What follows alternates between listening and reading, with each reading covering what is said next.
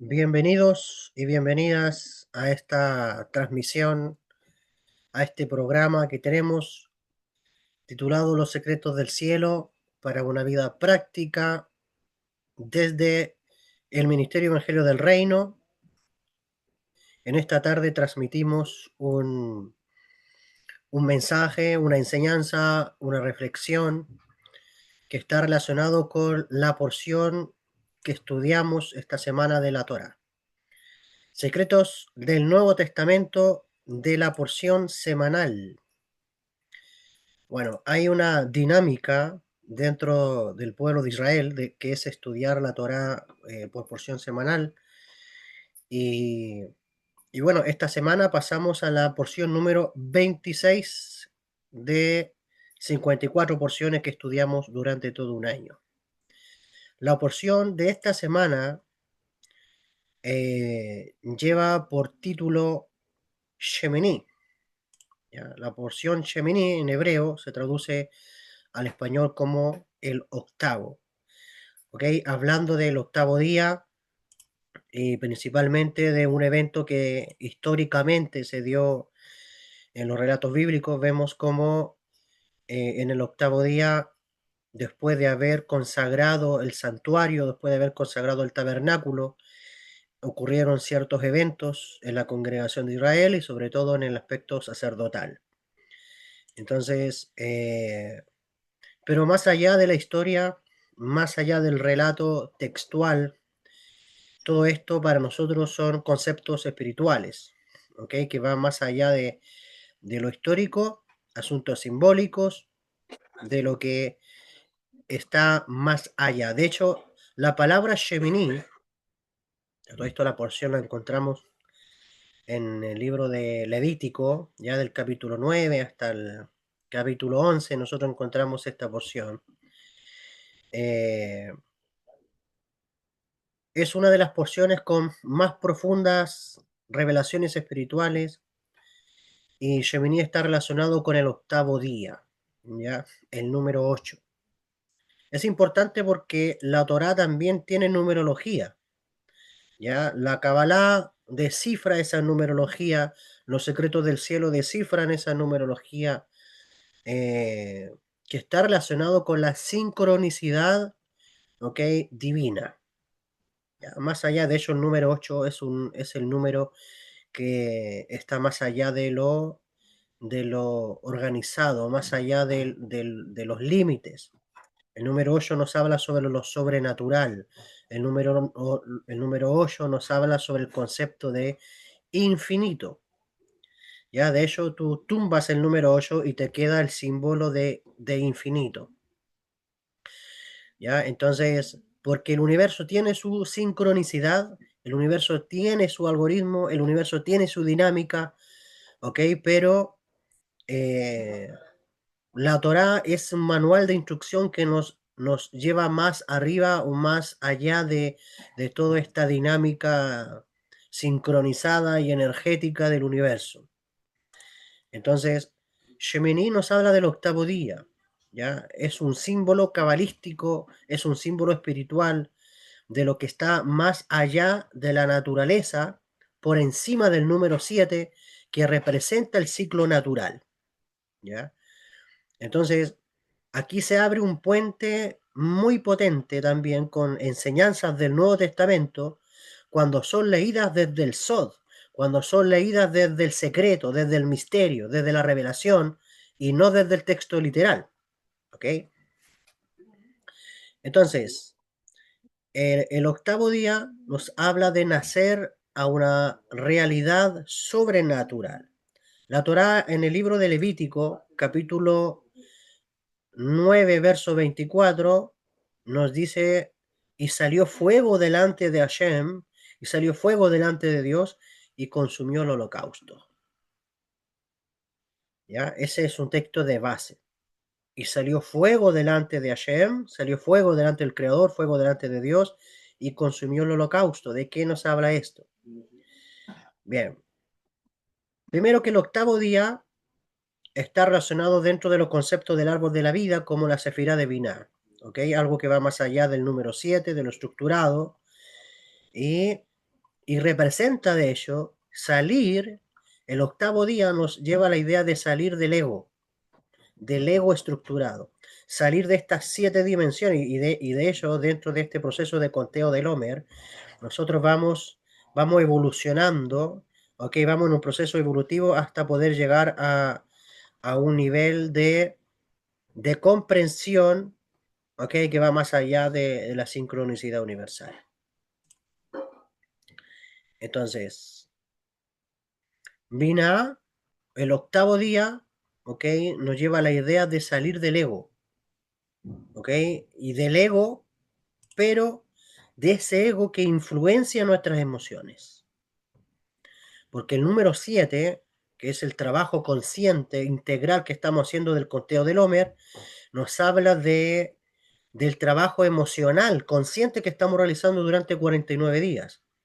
Para llegar a la escalona o a la escala número 50, ¿ok? Que es otro estado de conciencia, ¿ok? Entonces, el trabajo del Homer son 49 días de integración emocional, ¿ok? De madurez emocional, de autoconocimiento emocional, de trabajo emocional, de madurez emocional. Y el número 8, ¿ok? Dentro de los primeros números de la numerología, nos lleva a lo sobrenatural. Entonces, dentro del conteo del hombre nosotros trabajamos 7 semanas, ¿ok? Y pasando la octava semana es lo mismo, pasamos a lo sobrenatural. En la octava semana pasamos a la supraconciencia, de pasar de toda una integración y autoconocimiento emocional. En el número 8, ¿ok? Nosotros pasamos a un estado de conciencia que va más allá de las emociones, conectamos con la raíz de todo, con la fuente, con la conciencia divina que realmente tiene que dirigir los planos inferiores de nuestro ser. ¿Ya? Entonces, el octavo día, en honor a la porción de la semana, nos habla de salir del ego, pero del ego funcionando en las 7 emociones que trabajamos en los días del Homer. El ego, el Satán, que es otro apodo con que se reconoce el ego, o el adversario, el ego interno, donde más pega y donde más controla a la humanidad, es a través de las emociones. Por eso es que no solamente se necesita inteligencia emocional para poder salir del control del ego, se necesita conciencia espiritual. ¿Ok? Y de esto nos habla la parashá de esta semana, de esto nos habla la porción Shemini, del octavo, de una supraconciencia, de un estado de conciencia que el Nuevo Testamento llama conciencia Mashiach, o llama mente de Cristo. La mente de Cristo es una supraconciencia que el ser humano puede llegar a alcanzar, ¿ok? Que va más allá de los límites y del control del ego en el plano emocional. Bien. Entonces, cuando accedemos al plano divino, que está representado por el octavo día de la porción de esta semana, entonces sabemos también que hay hay esfuerzos que a lo mejor están en nuestra mano poder cambiar realidades, pero también hay una revelación desde arriba, ¿ok? Que te facilita el trabajo. ¿Ok? Entonces, partimos de la base, la Torá o la Biblia, en el libro de Levítico, en el capítulo 9, verso 24, dice, y salió fuego delante de Hashem, salió fuego delante de Dios y consumió el holocausto. Y esto también está relacionado con la cita que vemos, esto hace eco con lo que el Nuevo Testamento nos habla en el libro de los Hechos, capítulo 2, verso 3, cuando el texto dice que salieron lenguas como de fuego y esas lenguas como de fuego descendieron sobre ellos. Entonces, ¿cuál es la afinidad entre el pasaje que leí de la Torá? Dice, y salió fuego delante de Hashem y consumió el holocausto. Esto hace eco con el texto de el Nuevo Testamento en el libro de los Hechos, capítulo 2, verso 3, donde dice, salieron lenguas como de fuego y descendieron sobre ellos. Denominador común, el fuego descendiendo del cielo. Entonces, dentro del aspecto secreto de este texto, nos habla que es la misma estructura espiritual que tú ves en el Nuevo Testamento, es la misma estructura espiritual de Shemini, de lo que ocurrió en la época del santuario. Ya no es un evento aislado. Aquí hay una conexión espiritual entre ambos eventos. El fuego descendiendo sobre el sacerdocio, el fuego descendiendo sobre Nadab y Abiú, o sobre los sacerdotes, en este caso los sacerdotes que habían cuando apareció el fuego del cielo. Y también ves esta dinámica de recibiendo el fuego del cielo en la época de los apóstoles, ¿ok? Entre los judíos del primer siglo que estaban en Jerusalén. ¿Ok? Pero esto nos lleva a algo más profundo todavía que el evento histórico. El tema, a la idea que nos lleva, es que cuando el recipiente está listo, el fuego desciende. Entonces, cuando el santuario estuvo construido en la época de Moisés, cuando el tabernáculo, el Mishkan se construyó y estuvo listo, es decir, se creó el recipiente, entonces el fuego descendió.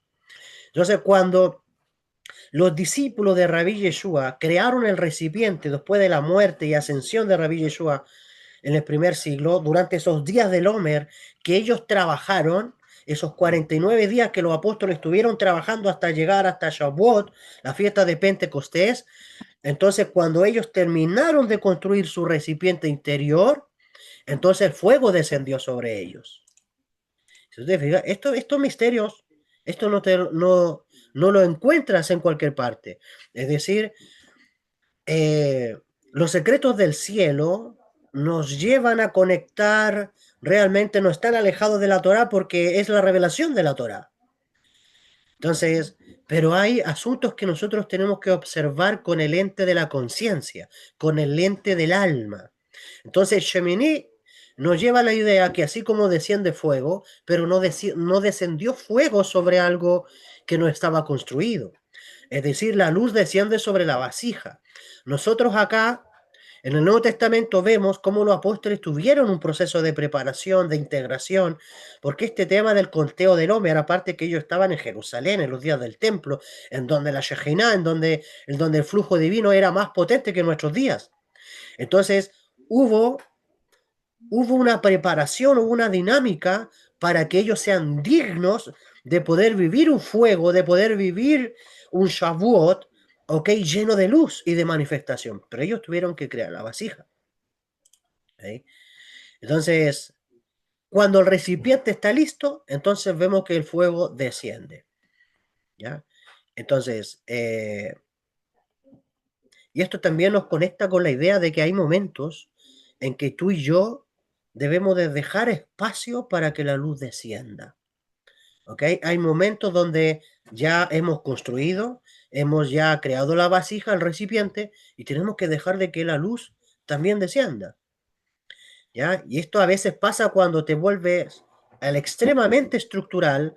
De hecho, esta semana estamos justo trabajando el tema de la dimensión de Geburah, cuando te vuelves netamente estructural y no das espacio tampoco y no dejas que el fluir de la luz del Creador pueda emanar y pueda tener cabida dentro de ti. Entonces, no fuerces resultados, haz espacio interior también. Es decir, hay momentos donde hay que quedar en silencio, hay momentos donde a la disciplina hay que darle humildad. ¿Para qué? Para que permitas que algo nuevo pueda nacer dentro de ti. ¿Fijas? Entonces, el octavo día de esta porción nos lleva a la idea de nacer a una nueva realidad sobrenatural. ¿Eh? Entonces aquí conectamos el texto de la Torá con el texto del Nuevo Testamento y sacamos una revelación, ¿ok? Un sod, un secreto que realmente nos lleva a la reflexión espiritual. ¿Ok? Ese es el primer concepto que quería compartir con ustedes, o el primer secreto. Vamos al segundo. El segundo está relacionado con Nadab y Abiú. ¿ya? Nadab y Abiú fueron los hijos del sacerdote Aarón en el texto bíblico, ¿ok? Donde ellos recibieron, en primera instancia, en el octavo día, recibieron la revelación de luz, la revelación espiritual. Y la Torá oral nos lleva a la idea que, o sea, nos lleva al conocimiento, a la información que ellos quedaron en un estado de éxtasis espiritual. ¿Ok? Ellos quisieron seguir viviendo, ellos quisieron seguir experimentando la sensación de haber entrado al número 8, la sensación de haber entrado al octavo día, la sensación de haber ingresado al mundo divino, la sensación de haber ingresado, ¿ok?, a la octava semana del Homer, llamémoslo así, dentro de la dinámica que estamos llevando. ¿Ya? Pero la Kabbalah nos hace ver de que existe un peligro del fuego espiritual cuando no hay canal.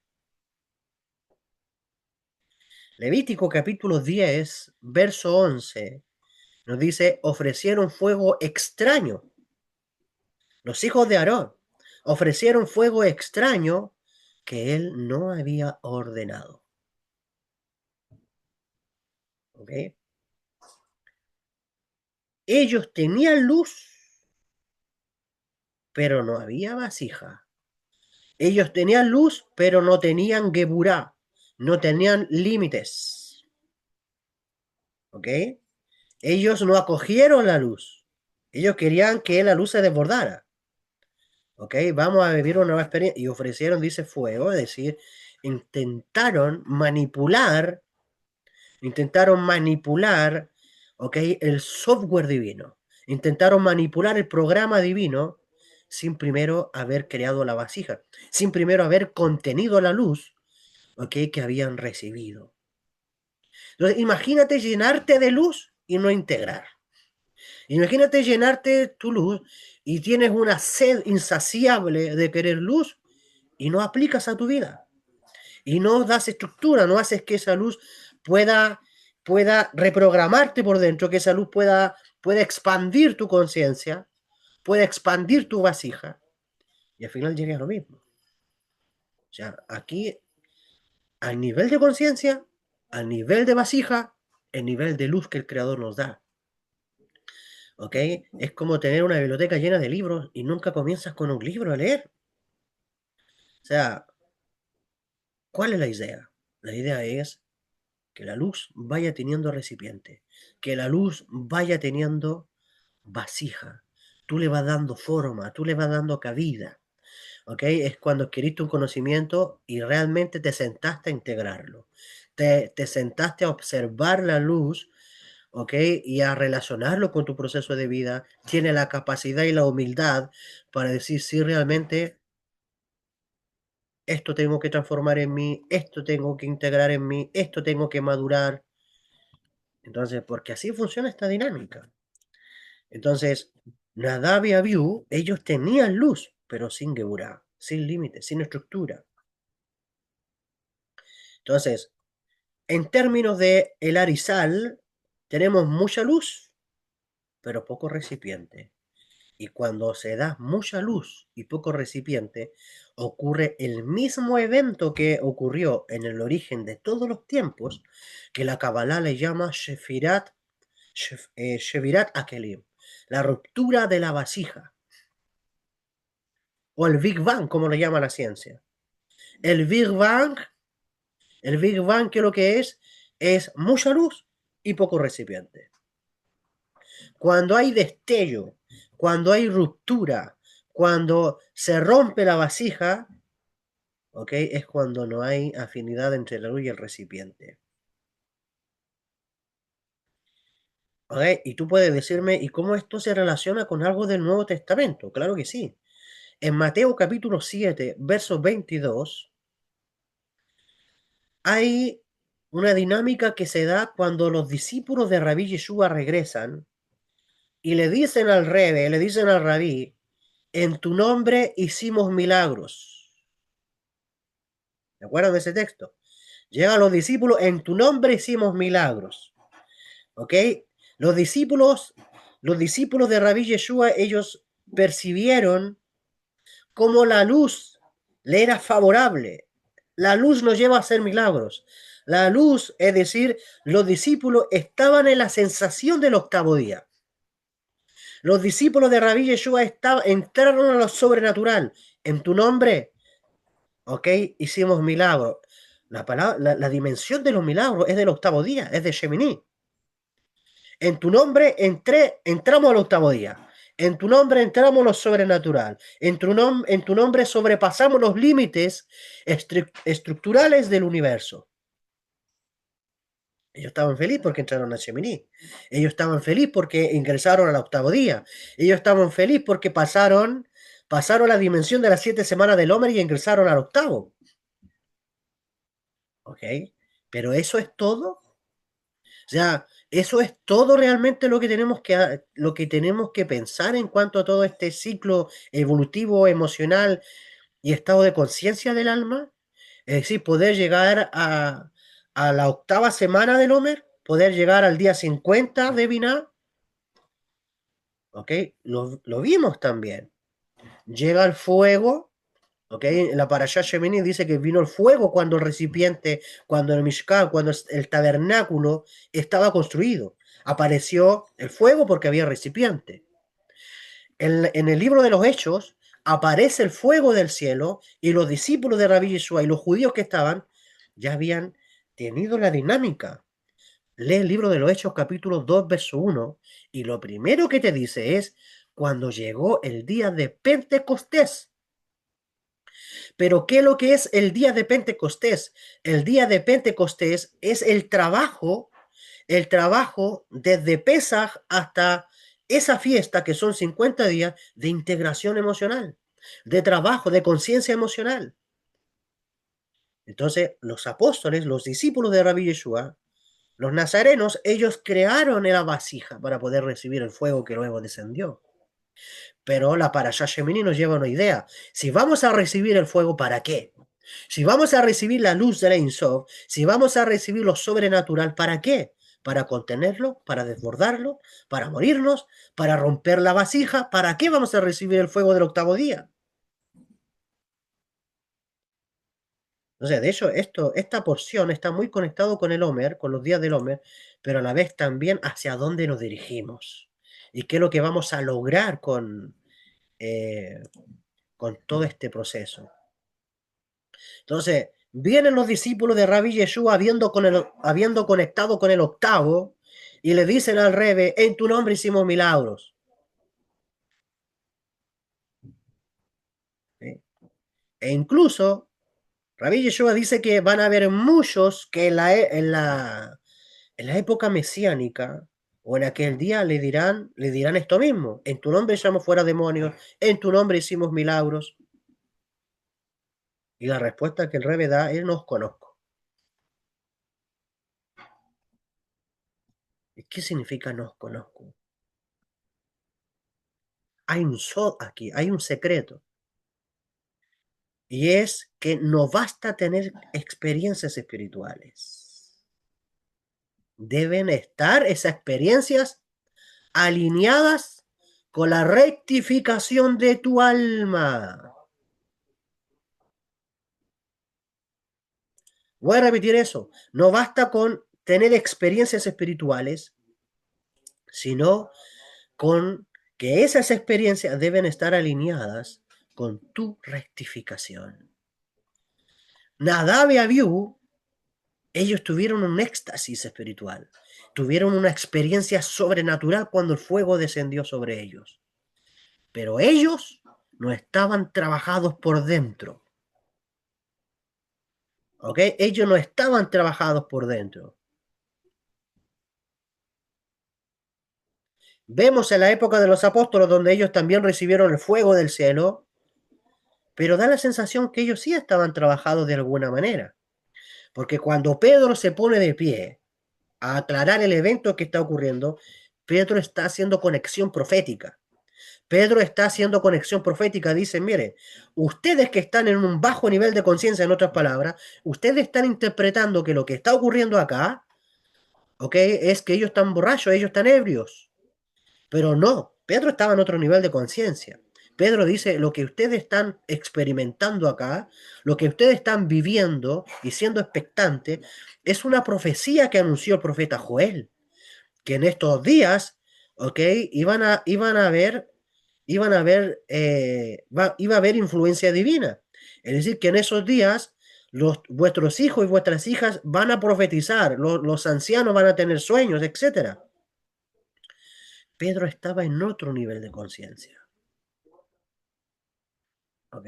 Entonces, pero, y el Nuevo Testamento, en Mateo capítulo 7 verso 22 cuando hay, cuando hay este asunto del ego, ¿ok? Y los discípulos le dicen a Yeshua, en tu nombre hicimos milagros, él dice, no lo conozco. ¿Ok? Entonces, ¿cuál es la razón de por qué él dice esto? ¿Y cuál es el propósito? El propósito es que no basta que tú tengas experiencias espirituales, sino que esas experiencias deben estar alineadas con tu rectificación.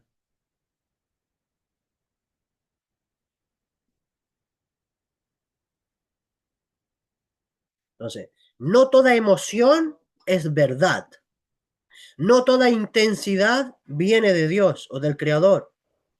Entonces, pregúntate, ¿tu experiencia espiritual te vuelve más humilde o te llena más de ego? Imagínate que cuando tú vas al Nuevo Testamento, y tú observas las cartas del apóstol Pablo que van dirigidas a la comunidad en Corinto, cuando tú observas la carta general, tú ves que Corinto estaba en un nivel de conciencia donde no habían creado vasija. A ellos se les dio mucha luz, ellos recibieron luz, pero no sabían qué hacer con la luz.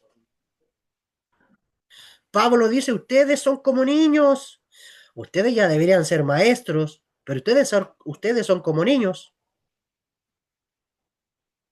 Ustedes deberían estar en otro estado de conciencia. Andan unos por ahí diciendo yo soy de Pablo, yo soy de Apolo, yo soy de Cefa. Es decir, esa mentalidad dualista, esa mentalidad egoica. Ustedes todavía tienen necesidad de leche, le dijo Pablo. Pero cuando tú lees la carta en el capítulo 12, había gente que tenía dones de lengua, de idiomas, hablaba idiomas. Había gente que tenía el don de hacer milagros. Había gente que interpretaba los idiomas. Había gente que tenía mucha fe. Había gente que hacía milagros. Había gente que tenía dones de sanidad. Pero ¿de qué te sirve llenarte de luz si no sabes qué hacer? No tienes el recipiente adecuado. No hay, no hay rectificación en tu vasija. Es por eso que desde un tiempo hasta ahora hemos dicho, ok, vamos a meditar nombres de Dios, pero también vamos a construir la vasija. ¿Ok? Antes esa dinámica de meditación y todo, pero ¿qué pasaba cuando tú volvías al cuerpo? ¿Qué pasaba cuando tú trascendías los límites, tenías visión espiritual, pero luego llegabas a la tierra, llegabas a la realidad y no sabes qué hacer con eso? Esa es la dinámica, ese es el misterio que nosotros encontramos en la Parashá Sheminit en relación a la Davia View. Mucha luz, poca vasija.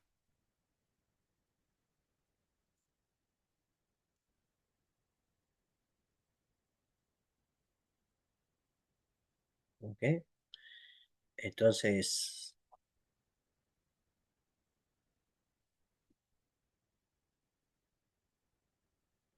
hay más secretos. Hay más secretos que compartir.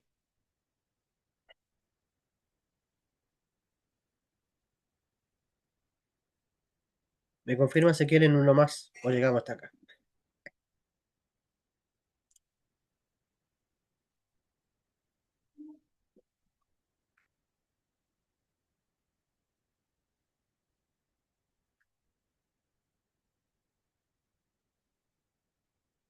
Entonces, este tema es interesante. Es interesante.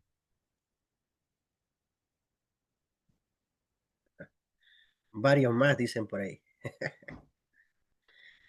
Esto se vuelve sabroso porque resulta que son pocas las personas que trabajan con la Kabbalah del Nuevo Testamento. Entonces, llegar a estos niveles de comprensión realmente es sabrosa, esta sabiduría se vuelve sabrosa. ¿Ok?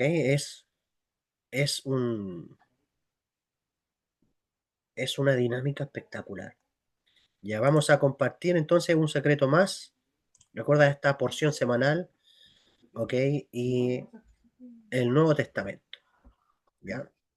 Entonces, el tercer secreto eh, de esta porción nos habla sobre el kashrut. Bueno, kashrut es un concepto que usamos en hebreo que está relacionado con la alimentación, la dieta alimenticia.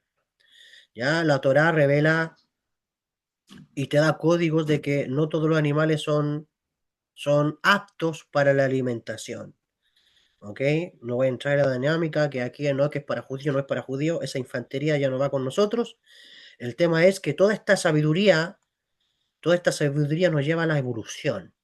¿Ok? Y vamos a ir de lo que la Torah nos dice en esta porción a unificar con lo que el Nuevo Testamento nos está diciendo y eso poder integrarlo. Por eso que Ministerio Evangelio del Reino tiene este programa Secreto del Cielo, pero para la vida práctica. ¿Ok? Entonces,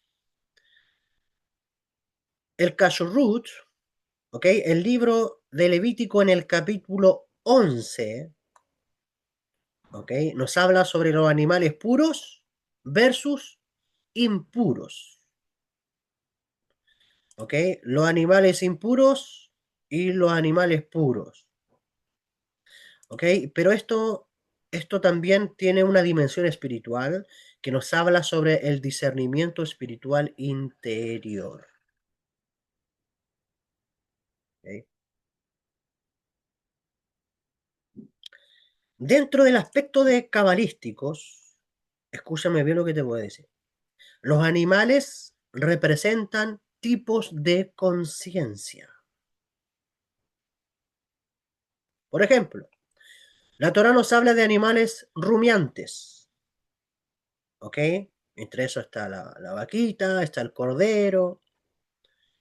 Eh, Rumiantes nos habla a nivel espiritual de un tipo de conciencia que procesa la luz, que procesa la información y la reflexiona.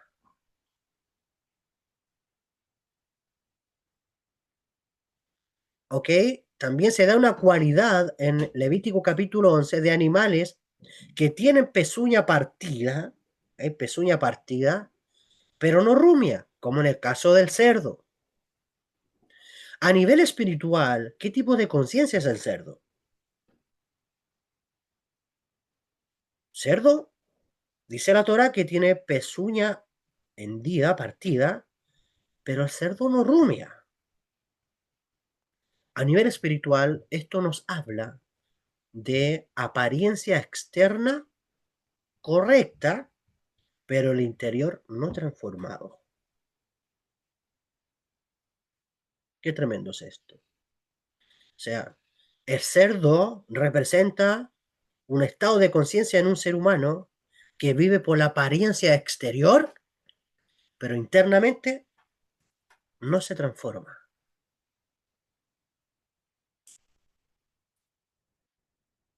Pero los rumiantes, la vaquita y el corderito y otros animales que rumian, nos lleva a la idea de un estado de conciencia de una persona que sabe integrar la luz, de una persona consciente. Por eso que nuestra escuela también, escuela de este servidor se llama alma consciente.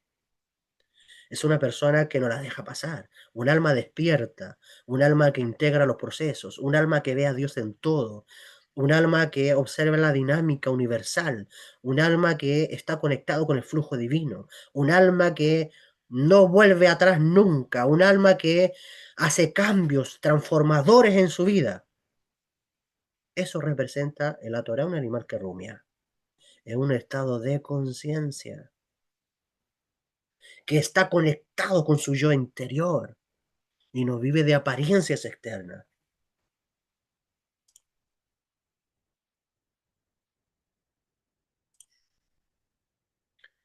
Ahora me puedes decir, ¿y esto qué tiene que ver con el Nuevo Testamento?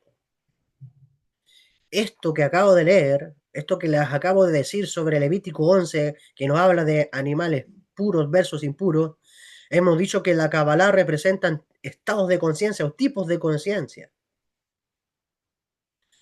¿Ok? Y esto hace eco en el Nuevo Testamento, una experiencia que se da en el libro de los Hechos, capítulo 10, verso 15, donde hay una voz divina que le dice a Pedro, no llames impuro lo que Dios ha purificado. Aquí no está hablando de animales físicos, ¿ya? Aquí hay un secreto, aquí hay un sod profundo, no literal. El secreto profundo de esto no es la abolición de la Torá, como el cristianismo se ha inventado. No es la abolición de la Torá, es la elevación del discernimiento. Que cuando la pureza deja de ser solo externa y pasa ahora a ser una conciencia interna.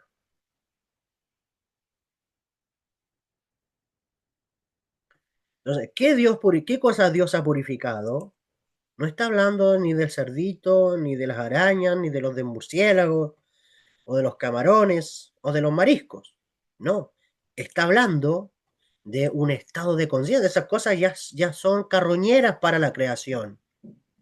Nosotros ya sabemos qué cosa es adecuado para la alimentación y qué cosa no. Qué cosa nos eleva la vibración, qué alimento nos eleva la vibración y qué alimento nos baja la vibración. Si la Torah no se equivoca en esto.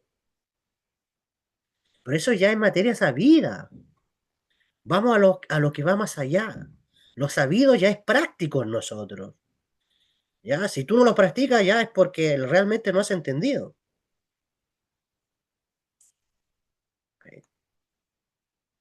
Entonces, no llame impuro lo que Dios ha purificado, está hablando de el alma de la persona, está hablando de la conciencia, no está hablando de quitar la Torá. Esto de ya no estamos en la ley, estamos en la gracia, son conceptos dispensacionalistas que se dieron dentro del catolicismo y la iglesia protestante. No tiene nada que ver con los secretos del cielo esto.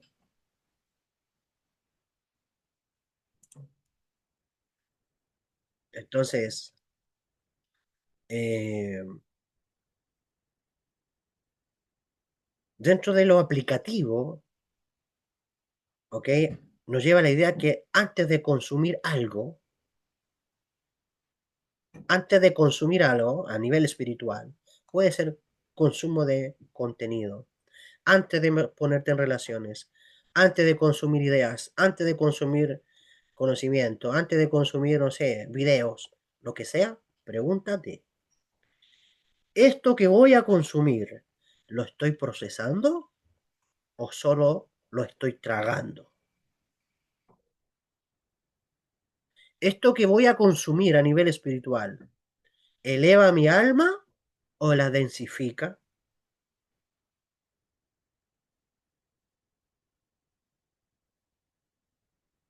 ¿Te fijas? Entonces, dentro de la dinámica, ¿ok? Dentro de la dinámica de cuál eres tú. Entonces, cuando tú ves en el Nuevo Testamento que a Rabí Yeshua se le llama el Cordero, no es solamente para hablar de las simbologías del Cordero de Pesaj o no, es el Cordero que quita el pecado del mundo. Si tú igual puedes ser representado por un animal rumiante. De hecho, la Kabbalah llama también a los patriarcas, los llaman también por nombre de animal, ¿ok? Por las cualidades espirituales que representan los arquetipos que representan estos animales. Tú puedes ser llamado cordero también. Tú puedes ser llamado vacuno, tú puedes ser llamado carnero, porque estás, ¿ok? En esa semejanza de los rumiantes. ¿Ok? Un estado de conciencia. Cuando a Rabí Yeshua se le dice cordero, cordero, porque Rabí Yeshua tenía una conciencia espiritual, una conciencia que integra. Él entendía sus procesos. Rabbi Yeshua entendió la dinámica de su misión en este mundo. Cuando él tenía que ir a un lugar, él sabía por qué tenía que ir a un lugar. Cuando él tuvo que entrar a Jerusalén para ser entregado, él conocía el propósito. Porque era el Cordero, era un estado de conciencia rumiante. Y es el estado de conciencia en el cual tú y yo tenemos que alcanzar. Con esto, señores, acabo la porción de la semana, ok, transmitiendo desde el Ministerio Evangelio del Reino, nuestro programa Secretos del Cielo para la Vida Práctica. Estos son los secretos de la porción que estudiamos esta semana. Y bueno, les voy a dar 15 minutos. En 15 minutos regresamos al conteo del Homer pendiente, ok, y a la dinámica de que corresponde a este día del Homer. Nos vemos en 15 minutos, hacemos un break y regresamos. Mientras tanto, ya sabes, todo lo que he compartido en esta transmisión, intégralo y transfórmate de ser una persona que solamente traga sin conciencia a una persona realmente que integra, a un alma que ha sido consciente y vive su vida con responsabilidad y conciencia. Nos vemos en 15 minutos. Shalom, shalom.